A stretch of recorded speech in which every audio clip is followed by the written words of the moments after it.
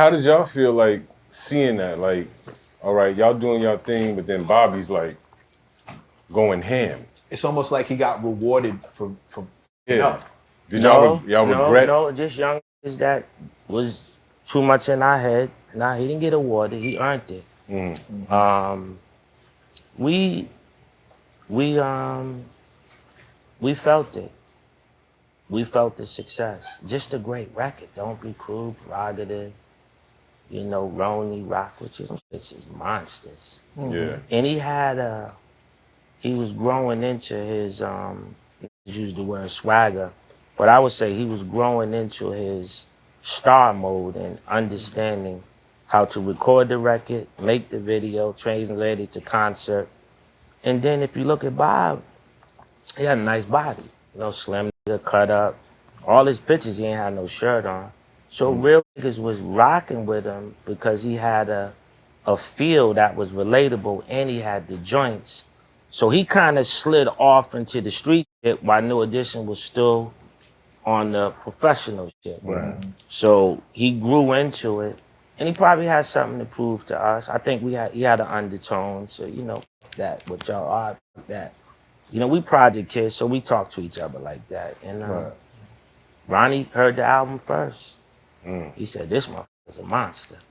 And we was making Any Heartbreak, but he heard Don't Be Cruel. He said, man, that got joints. Tenderoni. What was the other one? You just Don't said rock Don't Be with you. Cruel, Rock Don't with Be You, Cruel. Prerogative. All that, yeah. All of his, bro. But Every he asked what was we Every thinking. Little Step. Yeah. A kid in our group, Ronnie, who got really good ears, he heard the album. He told us it was serious. I just saw the elevated shit in Prerogative and said, this is on one. I was like, okay, this is it, you know, and you just respected it because I knew it from knowing him. Me and him was in groups together, 9 and 8, so I seen him come up. He was a fan of me in the gym. I was a fan of him at the talent show. We was like polar opposites. Right. Bob wasn't like a 24/7 ball player, but you know, he wanted to be on the team. I wasn't a 24/7 singer, but I wanted to see him, you know, go do his shit, and that's how we got down. So, Did you worry about him? Were y'all in contact during that time? Well, in our projects, everybody knows everybody. So, you know, you hear what it is, but you know, it was a little space, little airspace, a little bit. Rightfully so, you know. I'll be in airspace too. Niggas kick me out. Did y'all have a vote on that, or was that just all the management? Yeah, we did have a vote. And even the way that vote is stories behind that vote. And the vote should have never happened. It ain't even worth a conversation. You know, you just don't clip niggas that young. You know, it's just, you know, and the crazy shit is what fucked me up is me and him had a fight and it got serious. You know, like scissors, and let him tell it and then I'll come behind him. I'm like, right? So it involved dumbbells, scissors, candy machine. What? Yeah, it was crazy. It was in LA in Glendale. Wow. It was when the car ran over my foot for real. We got to the hotel and bop in the parking lot. We get in the lobby. Car ran over my foot and he laughed. His car. He laughed. Yeah, and I, you know, fuck you. I'm cursing and we getting in and we elbowing because all 5 of us were sitting in the back seat.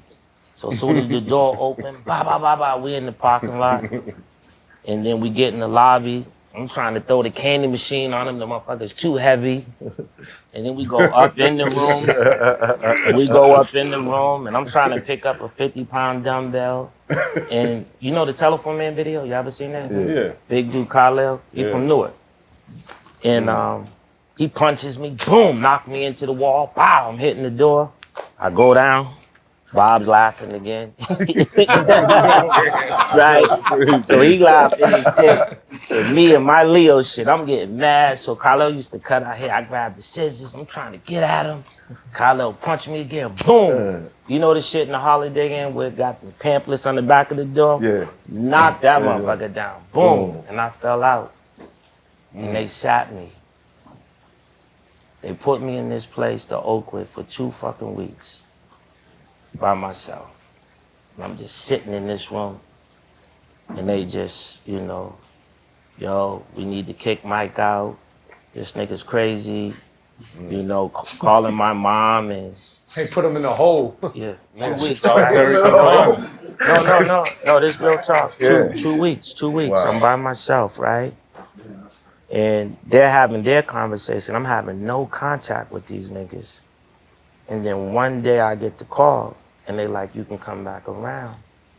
And I go in the studio, and it's the Telephone Man song. Ray Parker never gave up my talking spot, you know. And he went in and he said, Mike, I got a part for you. But I ain't seen my niggas in 2 weeks, so I'm here, they here. I guess they was waiting for me to say, I'm sorry. They not saying nothing to me, but they were receptive. And I found out Bob told the managers, nah, don't kick Mike out. I said, I know he wilded out and tried to get at me, but he didn't get at me. So he stood ground for me where I didn't for him. I got clapping. That's official. I got clapping. That's solid. That's So- official. Yeah, no, clap for Bob, Yeah. but that's kind of. For him too. For him, for what he did on the because stage real too. talk, they took a vote. And he Yeah. was like, nah, we can't do that. So the please operator, see what you can do. That motherfucking part waited. But you know the craziest shit?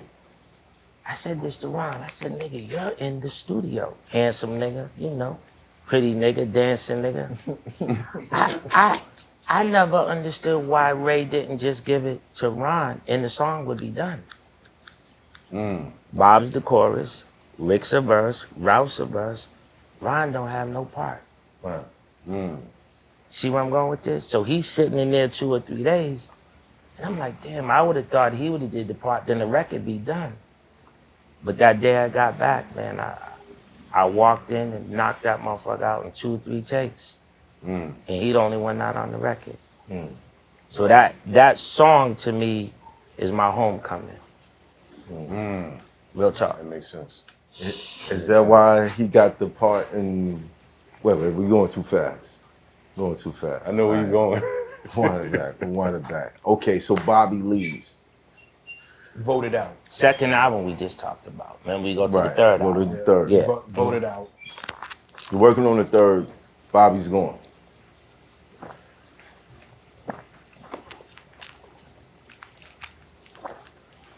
Bobby's going, right? What's the contrast? You guys are hearing his music. Is it a vibe of, yo, turn that shit off? No. No. Nah, we ain't straight out of Compton. Nah, nigga, we celebrated. we realized at that point, we young men, we go on tour together. It's the Heartbreak Tour. It's New Edition closing, Albie Show in the middle, Bob opening. In those 30 minutes, he went to fucking work.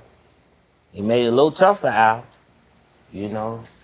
By the middle of the tour, Al and Bob switched places. So Al went on first. Bob went in the middle. And some nights he left some smoke.